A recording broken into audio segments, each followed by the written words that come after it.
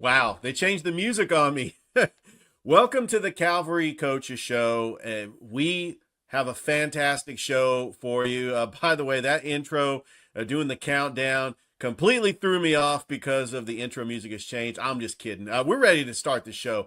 We've got spring sports in action. We got two fantastic coaches for you on the Calvary Coaches Show. We're going to start with the athletic director and the baseball coach, Coach Steve Smith. We're going to talk about this season so far. And then we've got the soccer coach, Coach Matt Orr, who's actually the director of all soccer activities at Calvary Christian. So without further ado, please welcome the athletic director and baseball coach of the Calvary Christian Knights, Coach Steve Smith. How you doing, Coach? I'm doing well. Looking forward to it, Richard. All right. Well, you're early on in the season, 1-1. You had a very interesting Saturday. I was on the call for Georgia Alabama Sports Live. By the way, fantastic atmosphere, home opener. The place was packed. I mean, just rightfully so. And took on a very good Lakeside school team. Won that one 6-1, and then had to travel to Phoenix City to take on Central. We'll get into those games, Coach, but what's been your impression so far with this baseball team winning 6 titles in the gaps and making that transition into the GIAA? What has that transition been like so far? I mean, really, we haven't really seen anything in terms of the transition yet. We're probably about 3 weeks away from getting into region play, where we'll be playing, 3 game series each week against our region opponent. So we'll get a better indication of kind of the changes and the differences once we kind of get into that part of the schedule. Right now, we're really just focused on these first 8 games and just making sure that we compete, learn some things about our team, and then make the necessary improvements. Coach, I do want to talk about your pitcher, Tommy Irving, because he picked up right where he left off. He came in that championship game at the Keens Academy and shut the door, retired the 3 batters, and you guys win game 2, 1-0.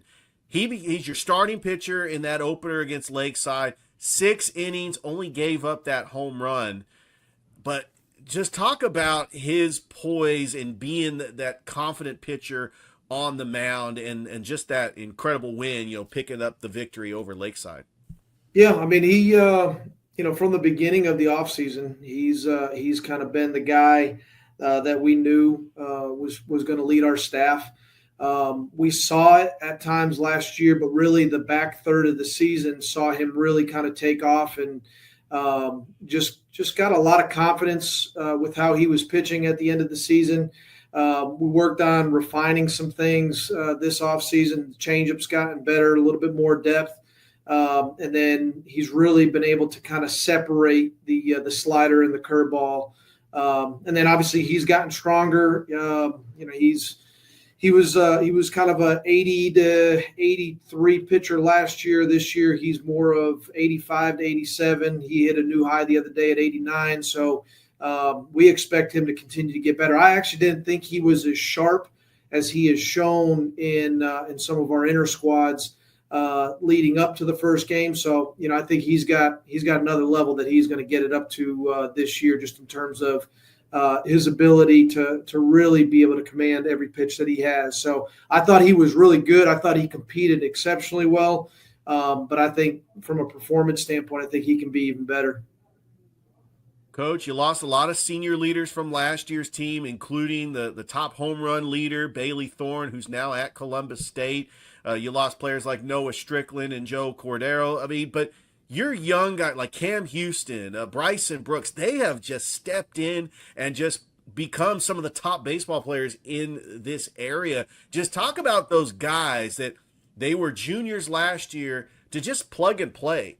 Yes, you did lose a lot of talent from last year's team, but you got guys that are coming in like a Liam Hoka, just coming in and just finding their role, and it's fitting like a glove because the team gelled very well against Lakeside in the opener.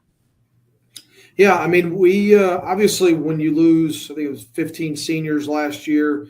Oh yeah, And there's a group of those guys that were were obviously starters, and then other guys that were role players. But when you lose that amount of your roster, you've got to kind of shift things around. But one of the things that has always has been one of our key things is obviously we're trying to retool every year.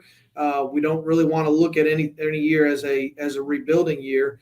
And with that understanding this year, and we've talked about it as a team. There's three guys that that have been key starters. That were key starters last year. Which again, Tom, Cam, and Bryson. Those three guys, they've been through this already. And then really two guys that got to experience some of it last year. So Liam Holcutt actually wasn't on the varsity roster at the beginning of last season. He finished the basketball season, then kind of went into just trying to clean some things up offensively during the JV season. Really showed a lot of strides early on. Got called up, and then by the end of the year, he was in our lineup. For the last 7 to 8 games. So he's got some of that experience, and now he's going to be in a much more prominent role, being our starting first baseman. And then Jackson Kennedy, who had a great Saturday, both at Lakeside and at Central, was the backup to Joel Cordero last year. And really, you could have made the case maybe he could have played a little bit more last year, but there were some things just in terms of game management and in process at the plate that we really wanted to. We didn't feel like we needed to rush him at all last year.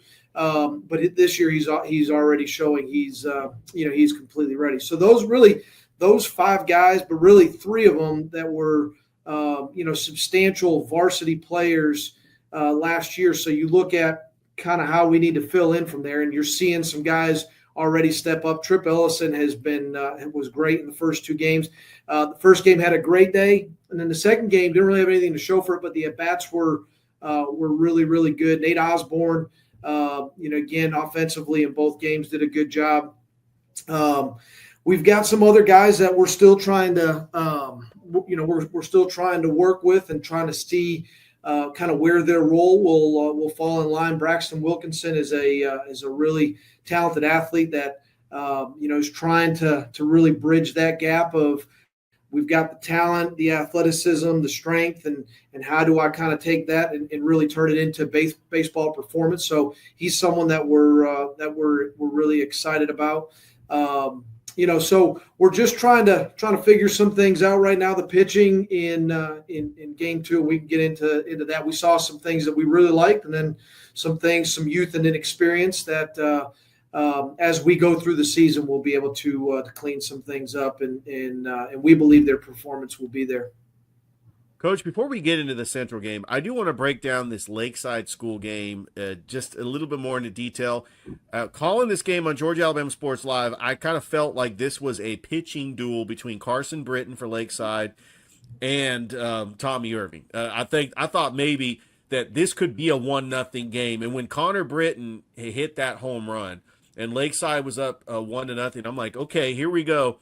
This might be one of those where you may have to play small ball. The runs might come at a premium, but then Liam Holcutt, big clutch 2 RBI double, and then Jackson Kennedy. What can you say about him breaking the game open?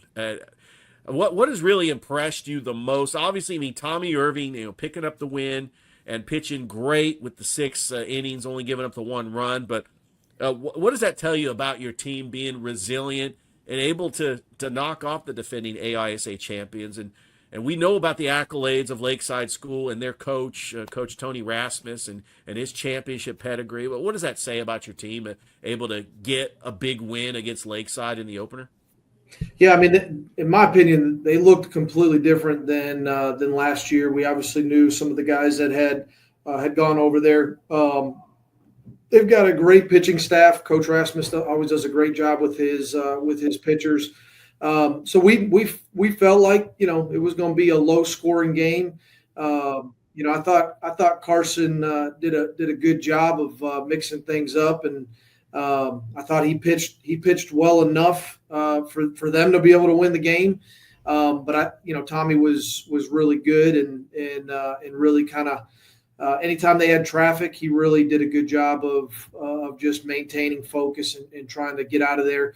The home run, The home run was on a shake, and we talked a little bit about it as to what we were trying to do inside that at bat. I had an idea of what I was trying to do, and Tommy had an idea of what he wanted to do.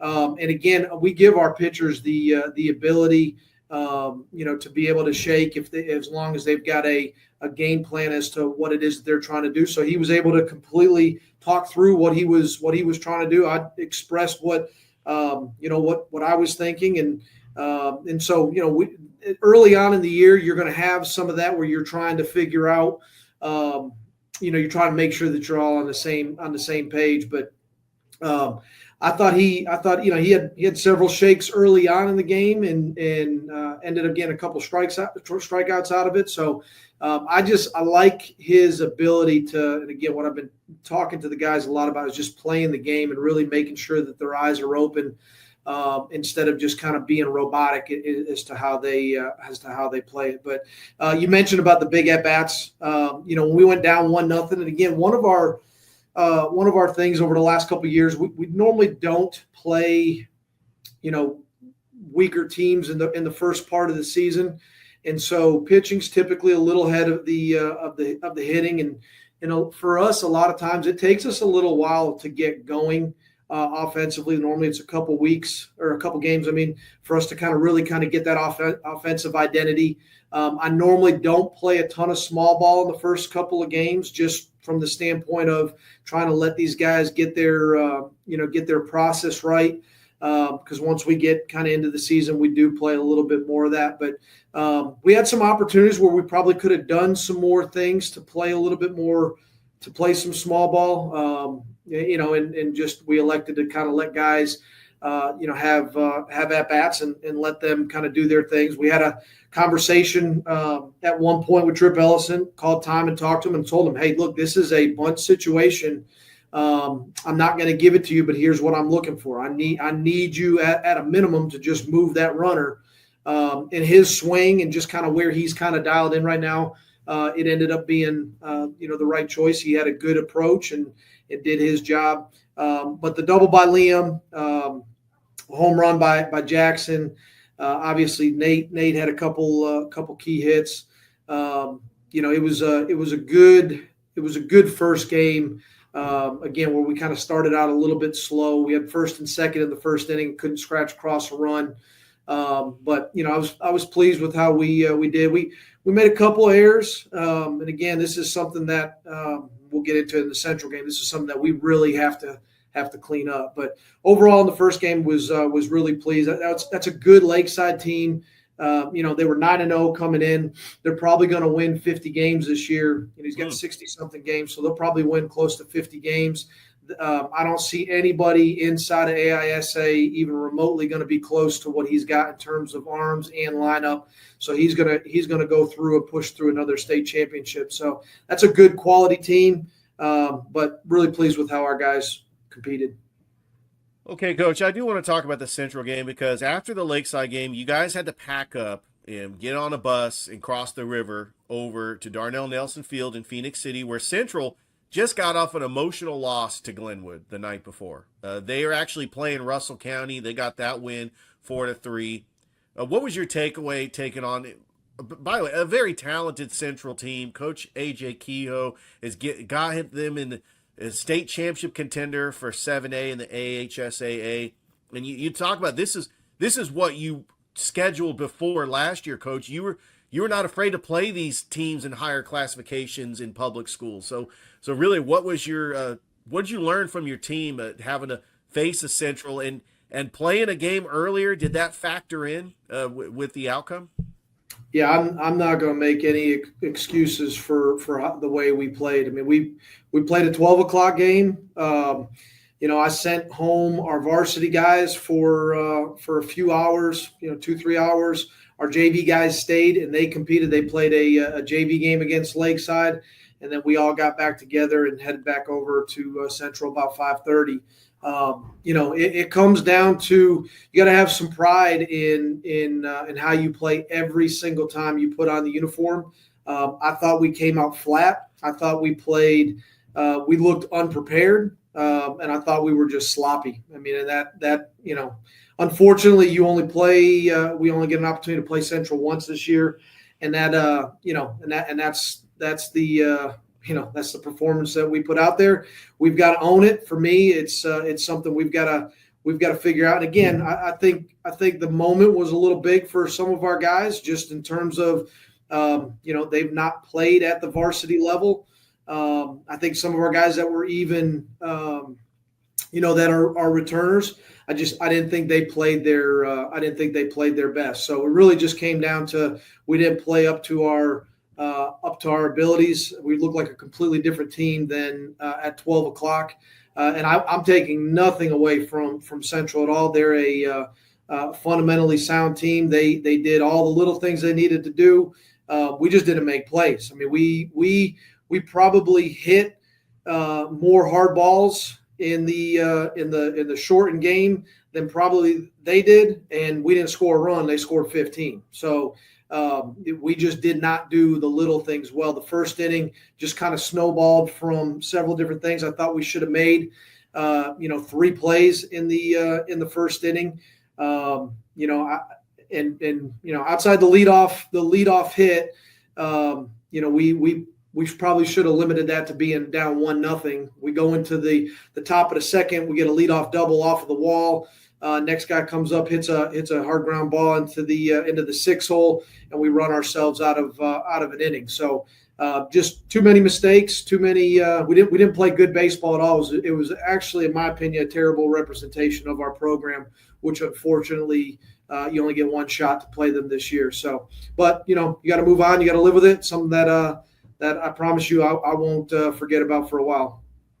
Yeah, sometimes, Coach, you need outcomes like this to light a fire under the team, and I think that this team is going to respond. Their next game is against a huge rival. A lot of people don't realize you guys are going to take on Northside, which is about 5 minutes away from your campus. This is a huge rivalry. It's going to be at Northside. I wish you the best of luck, Coach. Before I get you out of here, there is a poll. I don't know if you're familiar with this poll. Coaches Box Georgia, they have a baseball poll, and they rank the top 10 GIAA teams. And I went on a rant on my show earlier today, and I know you don't look at polls. I mean, you take one game at a time. I don't know if this motivates anybody, but being in the GIAA, especially in your district, they got Brookstone number 1. They got Strong Rock number 3. They got Pacelli number 6. My big concern is I don't understand why they don't have Calvary in the top 10. I know that maybe the person that does this poll has never seen any Gaps games, but the competition that you played last year, the people that you put at the next level, Coach, I don't know. I mean, do you think that this could be motivating to? And I actually had to make a comment to the guy that made this poll because it kind of surprised me. I thought maybe you guys were going to get in this poll. I know in your mind, Coach, polls don't matter, but I think it's motivating that there's 3 teams in your district that are in this top 10. Did you get a chance to look at this poll from Coaches Box Georgia? There's a couple people send it to me. I'm not too worried about it. I mean, people watching Gaps games, I don't view us as – I never viewed us as a Gaps team. I just like – I don't say – no, not at all. I wouldn't say, hey, do you watch a GIA game? Like, we're a baseball program that for the last 11 years has been one of the best baseball programs in the city of Columbus and one of the best baseball programs in the state of Georgia. We'll see as we go through this season. We'll see. I'll just tell you this: over the next 5 to 10 years in the opposite direction, we'll be where we need to be. We were, I think, Georgia Dugout Club put us as the 8th ranked team in 4A for the preseason, and then obviously the Georgia, whatever this other one, Georgia Box Office? Coaches Box Georgia. So whatever, that poll, I think that's actually a coaches poll that, all the coaches vote on it. So that's completely fine. That's not going to make or break us. Our job is we got to play Northside on Thursday. We've got to play clean baseball. As we talked about early on in the fall, our first 8 games that we play, and here's one thing I will say, we're going to have one of the toughest strength of schedules inside of GIA. So before we get into region play, we'll be tested, and we'll kind of figure out what we've got. We'll figure out where our weaknesses are, what we need to improve on, and then those polls, they typically take care of themselves. I mean, last year we were ranked number 2 behind Kings Academy, and we haven't lost to them in 6 years. So it just, I don't worry about polls. We'll take care of business and try to get better each day. And at the end of the season, we'll see where we're at. Well, Coach, good luck against Northside this week. We're pulling for you. We appreciate just you guys giving us the opportunity to live stream games on Georgia Alabama Sports Live. I had so much fun Saturday. That place was absolutely packed. Your fan base has been so supportive, and they have been loyal, and they love Calvary baseball. And it was just a great moment to have the opener on Saturday, and the place was just packed out. But Coach, before I let you go, just talk about some of the facilities that you've upgraded. I noticed that you got out in the left field wall, you got your championships from the Gaps displayed. Looks like that's a new facility over in left field. The bullpen looks a little better, and your Wi-Fi is definitely a lot stronger. I mean, you've really upgraded your facilities there. Just briefly talk about that before we get you out of here. Yeah, so last year we did the 100-inning fundraiser with several different projects we had in mind that we wanted to improve. And again, every year we try to take on a project or two just to we're trying to build our program every year. So obviously the product on the field, but also our facilities we're trying to improve every year. So we always try to pick a thing or two to really kind of upgrade. This year we ended up doing several things. Southeast Restoration logoed our hitting facility and added the championships on there. So that was a big change for us. Jack Arce Rentals, they purchased a new scoreboard for us, so we got that installed a couple of months ago. We took some of the proceeds from our 100-inning fundraiser, and we added lights to our bullpen. We had a donor that covered our bullpen for us. The year before, we actually added a third lane, so we added lights. We've just added a network down there, so we've got, obviously, as you mentioned, Wi-Fi for streaming, and obviously for what we're trying to do, we've added a new field camera. We've removed the fencing in front of the hitting facility, so now it's a little bit more of a tote to get the ball out and left. And then we've started our new field fence down the left field line, which ties into the hitting facility. And then next year, which we're doing our 100-inning fundraiser this coming Saturday. You guys were there last year. Mm-hmm. We're doing it again this Saturday. We'll be out there all day long, and trying to raise some more money for us to be able to address our transition from the infield to the outfield, and then also complete our field fence. So those are some of the projects that we've done, some of the things that we've got coming up as well. Well, looking forward to it, Coach. Thank you so much for being a part of the Calvary Coaches Show, and looking forward to having back on. Yes, sir. I appreciate it. All right. That is the athletic director and the Calvary baseball coach, Coach Steve Smith. We're going to take a break, but when we come back, we're going to have the soccer coach for the boys team for Calvary, Coach Matt Orr, as you're watching the Calvary Coaches Show. Even though I'm away at college, Kinetic Credit Union is still the best way for me to stay connected here and at home. With the Kinetic mobile app, I have control of my accounts wherever I go. I can easily transfer money between internal and external accounts, get money faster by setting up recurring transfers, and I can find the nearest ATM or branch right from my phone. Plus, I can add my Kinetic cards to my phone's digital wallet and enjoy quick, secure, contactless payments. By the way, Mom, I need some more money. Kinetic Credit Union, the energy for your dreams. And welcome back to the Calvary Coaches Show. We are brought to you by Glenn Smith Chevrolet GMC, Gordy Eye Care, Masterwall Incorporated, Kinetic Credit Union, and Pepsi. All right, the next coach that we got on here is the soccer coach of the Calvary Christian Knights. Please welcome to the Calvary Coach Show, Coach Matt Orr. How you doing, Coach? Doing great. How are you? I am doing great. I'm glad that you're able to come on the Calvary Coaches Show. Before we actually get into the season so far, the boys team is 2-0. Just give a brief synopsis of your background, how long you've been the Calvary soccer coach, and what are some of the things as far as soccer goes at Calvary that you are responsible for. Okay. I joined Calvary's soccer program in 2017, September of 2017, as the soccer director.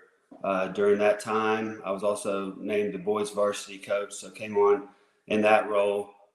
Just overseeing and growing the program is what I was tasked with doing. We did not have a middle school program in 2017, so we started that first year as well. A few years later, they ended up winning a state championship, which is fantastic. I think it was 2022. We won our first state championship for middle school. With boys varsity, I've been the head coach since 2017 as well. Well, that is fantastic. The team so far 2-0 on the season. You got a big soccer match tonight taking on the Central Red Devils. Looking at the past, this is the first year in the GIAA. Last year, lost in the Final Four, like you mentioned, 2 years ago, winning the GAPS championship for the boys. With you being the boys head coach, you also oversee soccer operations at Calvary. Just talk a little bit about who the girls coach is and how their season's going. Yeah, so far both varsity teams are 2-0. We've played Shaw and Jordan so far.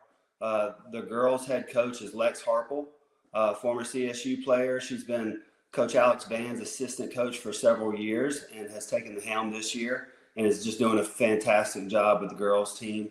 We're really excited for what they're going to be able to do this year and just grow on that side of the program. For the boys team, we've been building our bench for quite some time now, and we are finally to the point to where we have majority upperclassmen, or at least a good balance of upperclassmen. A lot of those players that I mentioned earlier that played for that early middle school team have now made it into the varsity realm, and we're seeing some good talent on that side of the ball. So we're super excited for what this year brings. Like you mentioned, we're 2-0. Huge game tonight against Central. That's one that we've been working to get on the books for a while. And I'm glad that some of the rules have changed that will allow us to play one another now. And really excited for a good, tough match tonight.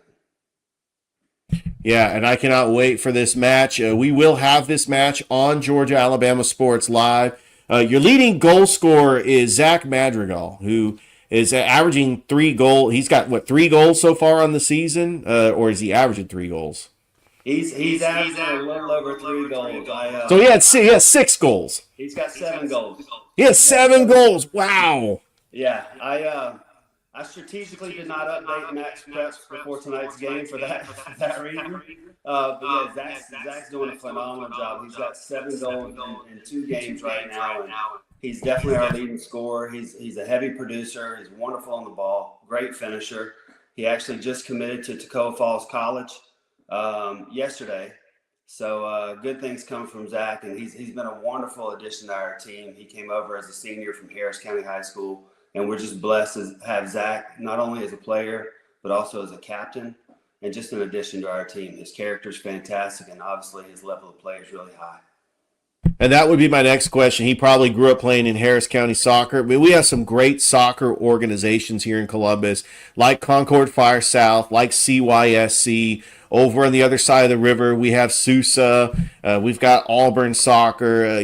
Coach, with my involvement with the Columbus Rapids and now Columbus United FC, that Columbus is starting to become a soccer town. There is a lot of soccer talent. And so when you're trying to get people just to buy into the soccer program at Calvary, what goes into factoring in some of the types of players that you want to try to fit your system?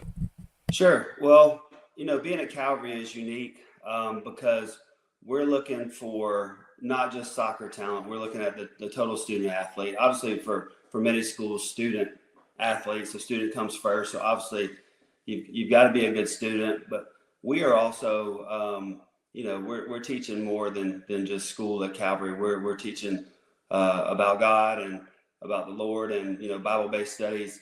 And so we're looking for not only good soccer players, but kids with special character as well.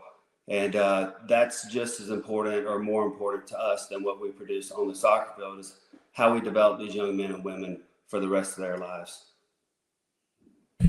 All right, Coach, you are now in the GIAA. There are some great soccer programs, including the Brookstone girls that ended up winning the soccer championship last year. The Pacelli boys fell short to Stratford Academy, but we know that Coach Zach Cochran has just a fantastic program over there at Pacelli. What are you looking forward to most about these rivals now, getting to face Pacelli and Brookstone in the GIAA for the competition this season?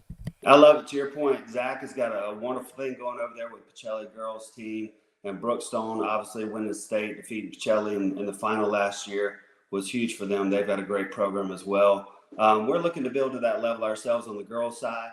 For the boys' side, we're there now, and we're expecting some really competitive games with both of those programs on the boys and the girls' side. But for us moving to GIAA, playing those two teams in soccer is not something new for us. Our soccer program, we started playing a lot of the GIAA teams several years ago. So our schedule has not changed a lot as far as soccer goes. They just now count a little bit more. They're a little bit more special because now they're region games and potentially state finals. And we're really looking forward to those matchups. And one thing about the schedule is that you're able to face some tough competition. And so far, both the girls and the boys 2-0 on the season with wins over Shaw and Jordan. Before I let you go, Coach, just talk about what makes Calvary a special place to come play soccer, and just talk about some of the assistants that have worked underneath you. Talk about some of the assistants on the girls team, and just talk about really what that effort is to build the soccer program at Calvary Christian. Yeah, the first word that comes to mind for me is family. It is absolutely a soccer family and beyond. It's a family just in general at Calvary, and we all support one another. But then we've got, our soccer family within that larger Calvary family, and it takes everyone.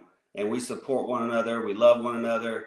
You mentioned assistant coach. Coach Jason Robertson is he coaches alongside me on the varsity side. He's technically a co-head coach. We take that role because we both have equal input and we both put forth the same amount of work. So we're probably one of the few or only programs that actually has what we consider two head coaches. And Jason is just poured in. He's also the middle school girls coach. David Varis is our middle school boys coach. This is his first year, and he's doing an incredible job so far. We've got on the girls side, we have for varsity assistant coach is Brooke Oymet. She's also a former CSU player. So they're just loaded with knowledge on that side of the ball. And we really look forward to what her and Coach Lex can bring forth and build on what Coach Alex Van had already started, for the past several years. But it definitely takes a village, not just from the coach's standpoint, but also to the volunteers. Our soccer manager, Amy Coleman, is just phenomenal, and the amount of